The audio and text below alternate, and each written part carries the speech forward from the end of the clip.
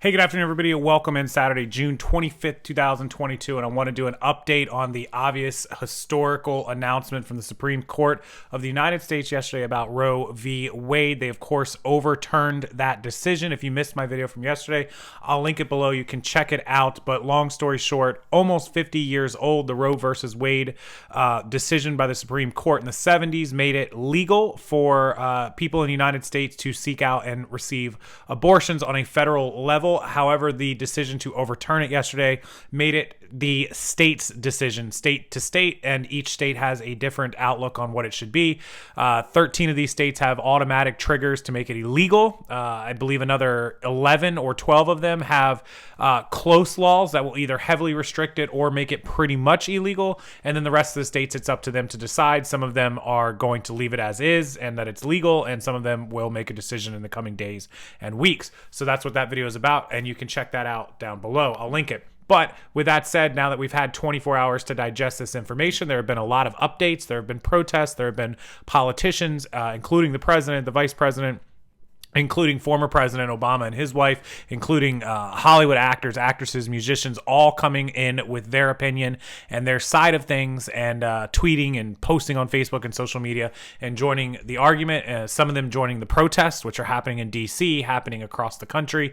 And so I just want to do a little bit of update on that. Let's go over and take a look at a few of what these situations of what's going on with 24 hours, including people threatening to attack abortion clinics, people threatening to attack politicians on all sides of the argument, back and forth. And the one thing I'll say before I jump into this is no matter what side you're on and what belief you're on, going on social media and arguing with people that you do not know is not going to do any good. You're not going to change their mind. They're not going to change your mind. In 99% of the situations, there are some exceptions, I understand, where somebody might listen to an argument, investigate, research, and then change their mind. But it's rare, especially on Facebook. And all you're doing is risking your account, where you could get banned from social media, banned from Facebook, jail, all that sort of stuff.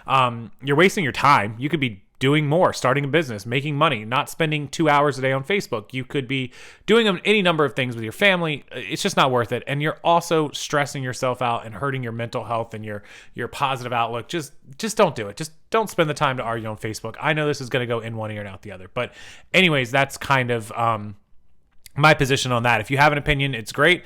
But, if everybody shared their opinion and turned the comments off, things would be a whole lot less hectic and a whole lot less aggravative and, just angry all over the internet. But with that said, let's go over and take a look at some of these. And then I'll leave the comment section for you guys, if you can be respectful so we don't turn into that, for you guys to join into the conversation down below. Okay, so the latest update is that, of course, today, Saturday, is the first full day without federal abortion rights in the U.S. in 50 years. And so lots of states having those trigger bans, like Kentucky, Louisiana, South Dakota. There's also North Dakota and several others. Protests were mostly peaceful. There were some arrests, of course, across Mississippi, LA, and of course in Washington, D.C. in front of the Supreme Court and throughout the District of Columbia. Anti-abortion activists were elated with the Supreme Court ruling. Of course, that's what they've been pushing for. As we scroll down, there were 10 arrested and pepper sprayed in Oregon in demonstrations on Friday night. Those arrested ranged in ages from 18 to 29. It's always the younger people, which makes sense because those are the people affected the most by this. Police said the crowds grew to 75 people who blocked the roadways, which is why they were sent away with tear gas. Washington's governor, along with Minnesota's governor, promising to protect women who come from out of state to have abortions from states that won't allow it to their states. The governor of Washington pledging $1 million ahead of anticipated influx of out-of-state abortion seekers.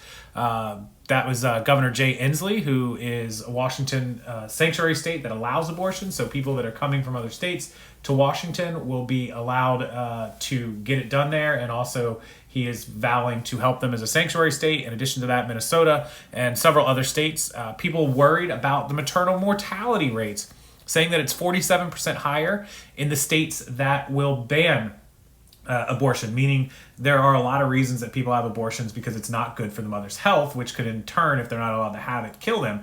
And they're saying that in the states that are now banning it, it's going to make it more dangerous because they're more likely to die.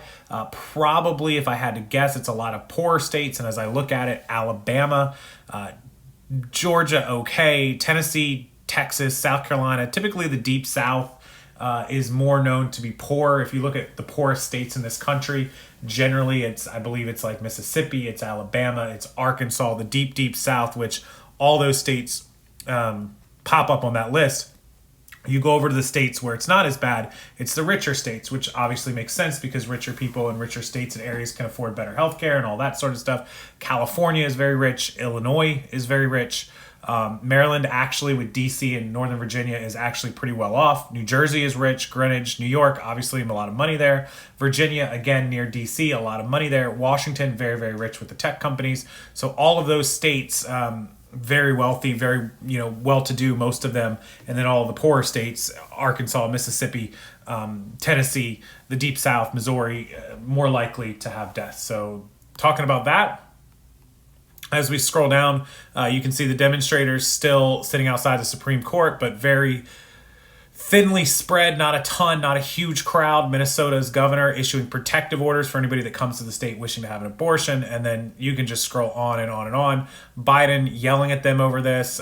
Some people injured in protest in Iowa. Just little things happening. Nothing major has happened yet. And we'll have to see if that continues or if this is just sporadic little mini protests happening all over the country. But that's the update from the latest 24 hours later. Roe v. Wade overturned by the U.S. Supreme Court yesterday on Friday, June 24th, 2022. And now we move on to what happens next, which I will cover on this channel as things come up and as updates happen. As always, I appreciate you watching. If you could hit that subscribe button, it would mean a lot to me. Really, really, really love you for doing that. And hitting that like button helps the algorithm. More people will see the video. And make sure you check out that other video explaining which states have which laws with abortion, state by state, map by map. I'll link that down below in the description box.